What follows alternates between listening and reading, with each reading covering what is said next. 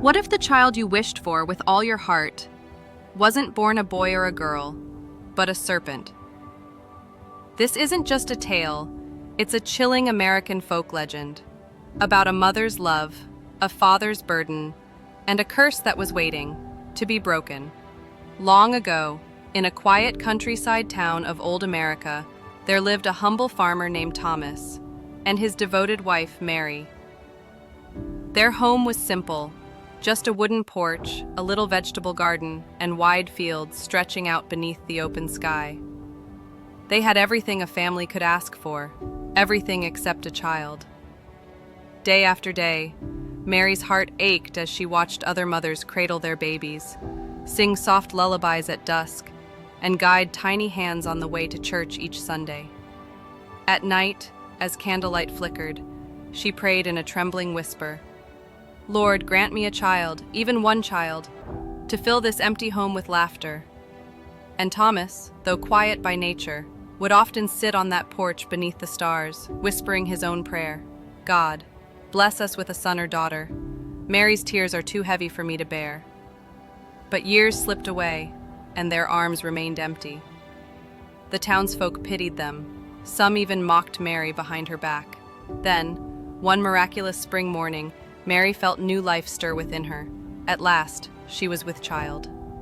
Their joy was boundless, their prayers answered. But when the day of birth arrived, joy turned to disbelief. For Mary did not give birth to a baby boy, but to a baby serpent.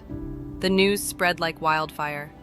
Neighbors rushed in, only to stumble back in horror at the sight of the tiny snake curled in Mary's arms. "Kill it at once," one shouted. "Such a creature is a curse," another warned. But Mary held the serpent close against her chest and cried, "This is my son. He may not look like yours, but he is mine." Thomas stood frozen, torn between shame and love. The whole village ridiculed them. Children refused to visit. Families whispered, "They are raising a monster." But Mary's love never wavered. She laid her serpent child on soft cloth inside a wooden chest, fed him warm bowls of milk, and sang lullabies as though he were flesh and blood. Years passed. The serpent grew larger, coiling gently whenever Mary stroked his scales. He never hissed, never bit, never caused harm. Instead, he followed the sound of her voice, recognizing the warmth of her care. Even Thomas, though troubled in silence, began to see the serpent not as a curse, but as the son heaven had given them. Yet Mary's heart still longed.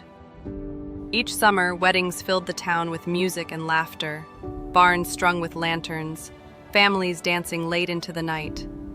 Mary watched brides enter new homes, watched parents cradle their grandchildren, and she thought, "Will my son never know such happiness? Will this house never welcome a bride?"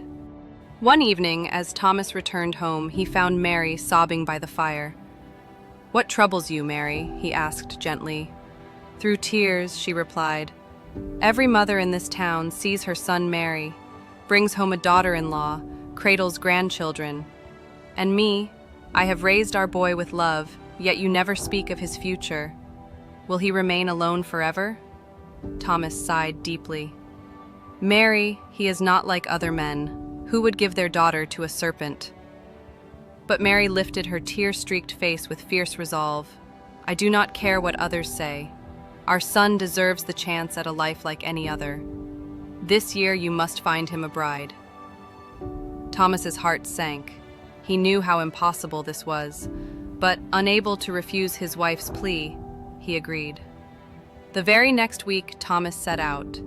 He journeyed far beyond their town, knowing that if he searched too close, people would only mock him.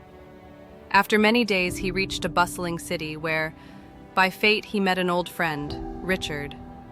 Richard welcomed him warmly, invited him into his home, where his wife and daughter, Elizabeth, greeted Thomas with kindness.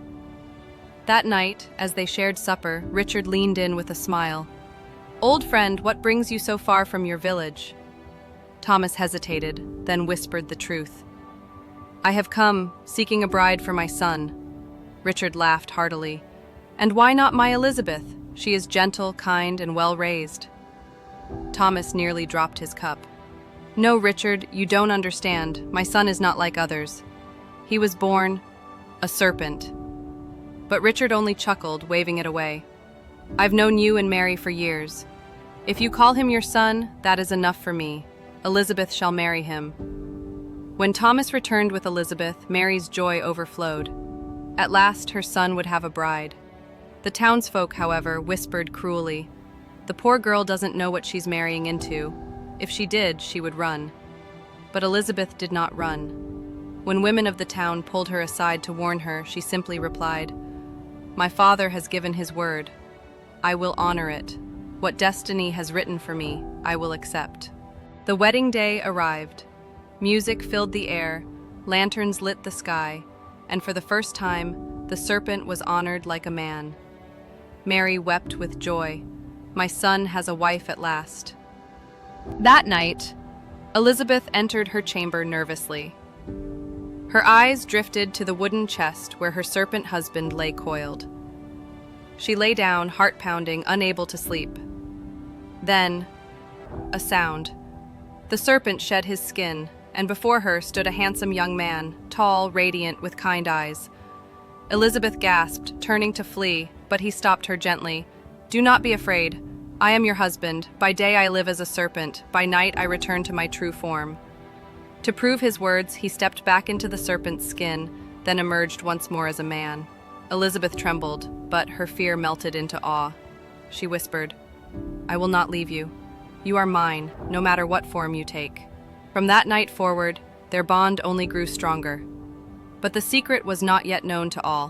One evening, Thomas overheard voices from his son's chamber, Elizabeth's soft laughter, and another man's voice. His heart raced. "Has my daughter-in-law betrayed us?" Night after night he listened. Finally, curiosity consumed him. He crept into the room and saw the serpent shed his skin, transforming into a man. Shocked, Thomas seized the serpent's skin, carried it straight to the fire, and burned it. The young man cried out, collapsing at his father's feet, "Father, today you have set me free. Long ago, I was cursed to live as a serpent until the day my father willingly destroyed my skin. Now, I am restored forever." Mary, Elizabeth, and Thomas wept with joy. Their son was free at last, not a serpent, but a man. From that day onward, peace returned to their home. Elizabeth proved a devoted wife. The villagers' whispers turned to respect, and the house, once filled with sorrow, now echoed with laughter. Life often disguises blessings as curses. Love, faith, and patience can turn even the darkest fate into light. And sometimes, just sometimes, the greatest miracles happen. When you refuse to give up hope,